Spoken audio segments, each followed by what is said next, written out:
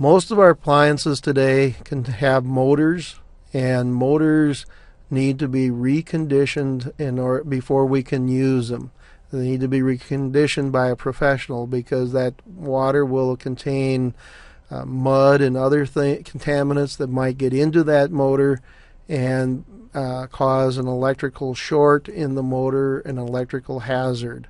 The same thing with most of our appliances today have electronics, and any debris that might be in that circuit board will cause a short circuit. So as we look at our various appliances that we have in the home, many times we're going to need to discard them rather than try to salvage them if they were in the actual flood water. If they're not in the flood water, we can clean them and they're fine. But if they were in the flood water, typically it may not be economical to go through that cleanup process that is required. With the heating and ventilation air conditioning system, we're really looking at two different parts. Again, our furnace air conditioner unit has a lot of, again, motors and electronics. And with that, again, have a service technician evaluate it and determine really is it worth trying to clean and salvage, or should I just discard it? When we're looking at the ductwork,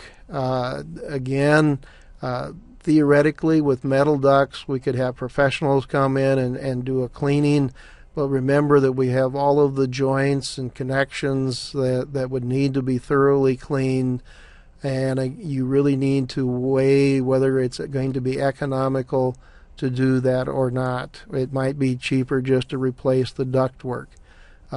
If we're looking at the newer flexible duct, generally that's going to need to be replaced. And we need to make sure that any cleaning agents, any that are used in our ventilation system, are approved to be used in the ventilation system, because that's where the air will be traveling all the time that we're breathing, and we need to make sure that we're using products that are approved for that application. So we look at some specific items. Plaster and stucco in our structure are concrete and are fairly resistant to contamination, and so we can actually salvage those as long as we're able to open the wall cavity, remove any insulation